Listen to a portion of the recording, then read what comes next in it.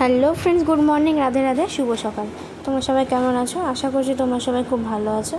আমিও ভালো আছি। তো এই যে এই পাতাবি লেবুটা গতকালকে একটা ঠাম্মি দিয়েছিল, তো সেটা যেহেতু কাটা হয়নি তাই মা বললো যে থাক, গোপালের ঘরে রেখে দে, গোপুকে দেওয়া হবে। ওই জন্য গোপুর ঘরে রেখে দিলাম। আর দেখো আজকে কিন্তু বেশ অনেকগুলোই ফুল পাওয়া হয়েছে। সকাল থেকে তো খুব ব্যস্ততার মধ্যে দিন কাটছে। Hey guys, good morning, Radhe Radhe, তোমরা সবাই কেমন আছো? আশা করছি তোমরা সবাই খুব ভালো আছো। আমিও আছি। আজকে কিন্তু খুব তাড়াতাড়ি উঠে পড়েছি, কারণ রাত্রিবেলা এত গরম ছিল, আমার ঘুমই হয়নি, সারা রাত এপাশ আর ওপাশ করেছি, যার জন্য অ্যালার্মও লাগেনি, উঠে পড়েছি সকাল সকাল।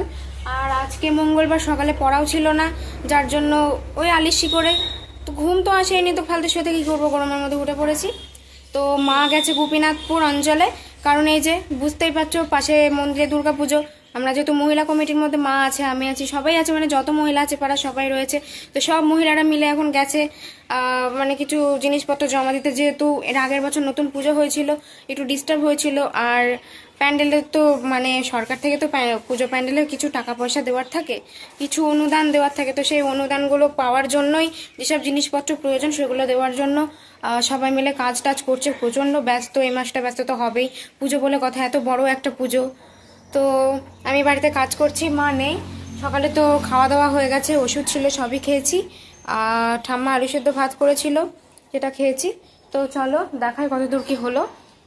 সো গাইজ দেখো, বিছানা টিছানা তোলা কিন্তু সব কিছুই হয়ে গেছে, তোমাদের তো প্রত্যেক দিনই দেখাই।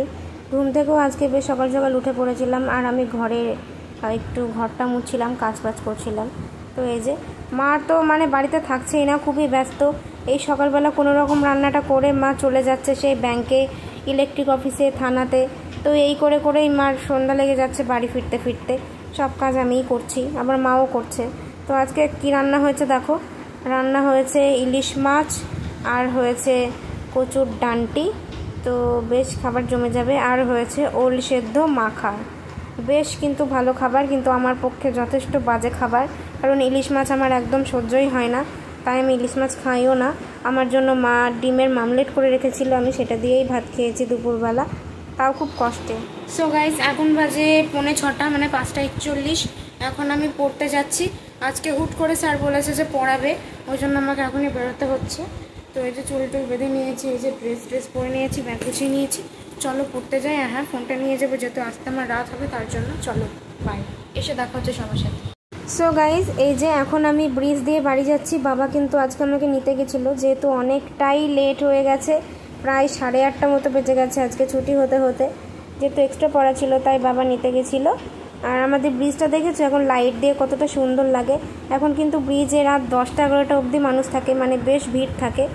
তো খুব একটা বেশি ভয় লাগে না যাতায়াত করতে, কিন্তু মেয়ে মানুষ বলা তো যায় না, বলো কখন কি হয়ে যায়।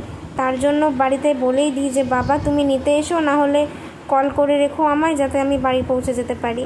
এই তো 10 মিনিটের রাস্তা, সাইকেলে আসলে কোনো প্রবলেম হয় না, কিন্তু মা তো সাইকেলের নাম শুনলেই রেগে যায়, আমাকে তো সাইকেলে টিউশনে আসতেই দেয় না, বলে কি না আমি নাকি ভালো চালাতে পারি না। ভাবো কথা, আজ 5 বছর ধরে আমি সাইকেল চালাচ্ছি, আমি কি ভালো সাইকেল চালাতে পারবো না? আমি ক্লাস মানে 3-4 থেকে সাইকেল চালাচ্ছি, কিংবা 5-6 এরকমই হবে। তো চলো টুকটুক করে বাড়ি পৌঁছে তারপর তোমাদের সাথে দেখা হচ্ছে। সো গাইজ কেমন লাগলো আজকের ভিডিও অবশ্যই জানিও, ভালো লাগলে লাইক, কমেন্ট এবং সাবস্ক্রাইব করে যেও। এখন শুয়ে পড়েছি কারণ আমার পেটে খুব ব্যথা করছে হঠাৎ করে, কেন কি জানি আমি বুঝতে পারছি না।